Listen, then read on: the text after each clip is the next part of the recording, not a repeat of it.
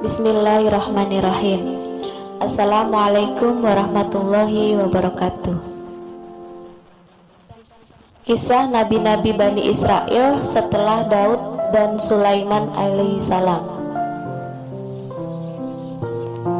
Sa'yan bin Amsyah merupakan salah seorang nabi pada masa itu.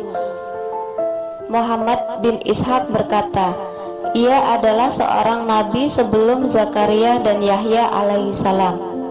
Dia merupakan nabi yang membawa kabar gembira tentang kedatangan Isa dan Muhammad alaihissalam. Pada masanya ada seorang raja dari kalangan Bani Israel yang berada di Baitul Maqdis yang bernama Hizkian. Dia selalu mendengar dan mentaati atas apa yang diperintahkan dan yang dilarang oleh Sa'yan alaihissalam selama dalam kebaikan. Pada suatu saat terjadi sebuah kejadian, yaitu kaki sang raja terdapat bisul atau kudis. Pada saat yang sama ada seorang raja yang bernama Sanharib dari Babilonia ingin menguasai Baitul Maqdis. Ibnu Ishaq berkata, Sanharib membawa 600.000 tentara sehingga membuat rakyat Raja Hizkian sangat ketakutan. Lalu Raja Hizkian berbicara dengan Sa'yan alaihissalam. Ia berkata, apa yang diwahyukan oleh Tuhan tentang Sanharib dan bala tentaranya? Sa'yan alaihissalam menjawab, Allah Ta'ala belum memberikan wahyu apapun tentang mereka. Kemudian Allah Ta'ala memberikan wahyu kepada Sa'yan alaihissalam agar memerintahkan Raja Hizkian supaya membuat wasiat dan memberikan pemerintahan kepada siapapun yang ia inginkan, karena ajalnya telah dekat. Setelah Raja Hizkian mendengar wahyu itu, kemudian ia langsung menghadap ke arah kiblat untuk mengerjakan sholat, membaca tasbih dan berdoa dengan linangan air mata. Hizkian berdoa dan menundukkan diri di hadapan Allah Ta'ala juga dengan hati yang bersih serta rasa tawakal dan sabar. Ia pun mulai berdoa, ya Allah ya Rabb, duhai Zat yang maha pengasih dan penyayang, yang tidak pernah mengantuk dan tidak pernah tidur, agungkanlah diriku dengan ilmu dan perbuatanku serta dengan baiknya hukumku atas Bani Israel yang kesemuanya itu semata-mata darimu jua, dan engkau lebih mengetahui tentang diriku baik yang tersembunyi maupun yang nampak. Allah Ta'ala mengabulkan doanya dan mengasihinya serta memberikan wahyu kepada Sa'yan alaihissalam agar memberikan kabar gembira ini, yaitu Allah Ta'ala mengasihinya karena tangisnya. Allah Ta'ala juga menunda kematiannya sampai 15 tahun lagi dan akan menyelamatkan dirinya dan rakyatnya dari Raja Sanharib. Mendengar kabar gembira ini, Raja Hizkian langsung hilang penyakitnya, kegundahan dan kesedihannya. Kemudian Raja Hizkian bersujud dan berdoa, ya Allah, engkaulah yang memberikan kekuasaan kepada siapapun yang engkau kehendaki. Engkau mengetahui yang gaib dan yang nampak. Engkaulah yang awal dan yang akhir, yang zahir dan yang batin. Engkau menyayangi serta mengabulkan doa-doanya orang-orang yang terjepit. Setelah itu Raja Hizkian mengangkat kepalanya kembali. Allah telah memberikan wahyu kepada Sa'yan alaihissalam agar Raja Hizkian mengambil air dari buah tin untuk diteteskan ke atas bisul dan kudisnya sebagai obatnya. Setelah itu sembuhlah penyakitnya dan Allah Ta'ala telah mengirimkan kematian atas bala tentara Raja Sanharib sehingga semuanya meninggal kecuali Sanharib dan 5 tentara. Salah satunya adalah Bu'tanashar. Kemudian Raja Hizkian mengutus tentara Bani Israel untuk membawa mereka dan menjadikannya sebagai tawanan serta mengabarkan mereka agar berkeliling Baitul Maqdis sebagai penghinaan atas mereka. Hal ini menjadi sampai 70 hari. Raja Sanharib dan tentaranya hanya diberi makan yang terbuat dari gandum.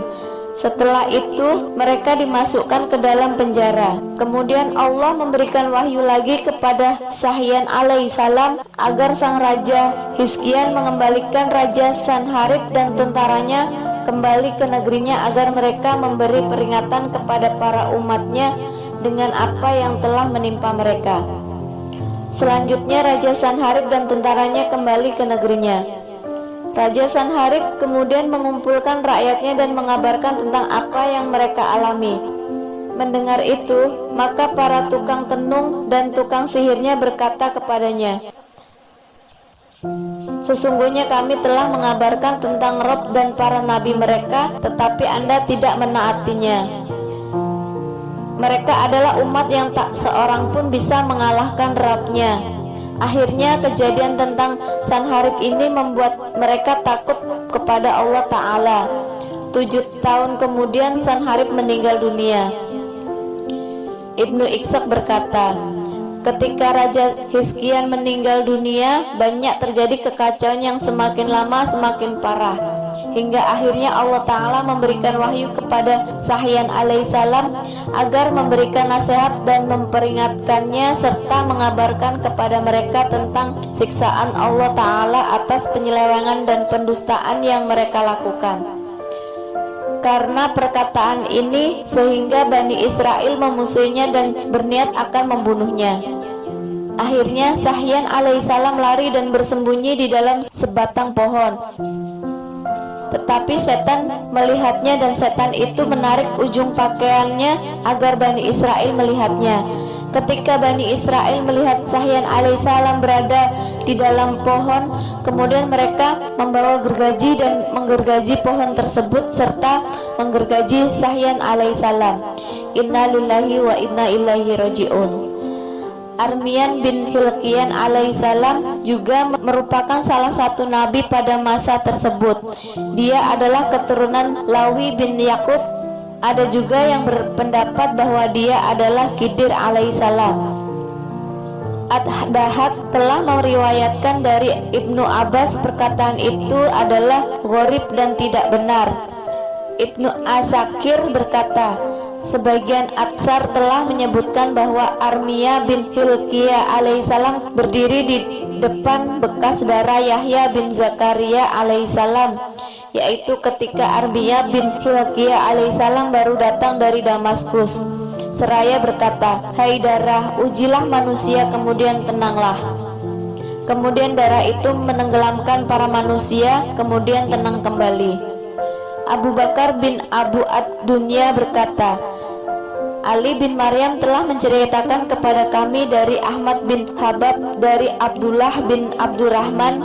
Ia berkata, Armia bin Hilkiah alaihissalam berkata, "Wahai Rabbku, siapakah hambamu yang paling engkau cintai?" Allah Ta'ala menjawab, "Orang yang paling banyak berzikir kepadaku, orang yang selalu menyibukkan dirinya dan mengingatku daripada mengingat orang lain, orang yang was-was dengan adanya kerusakan, orang yang tidak menginginkan dirinya kekal di dunia, orang yang diberikan dunia kepadanya menegakkan kewajiban dan ketika dijauhkan dari kehidupan di dunia, mereka pun memperoleh kemuliaan dengan itu.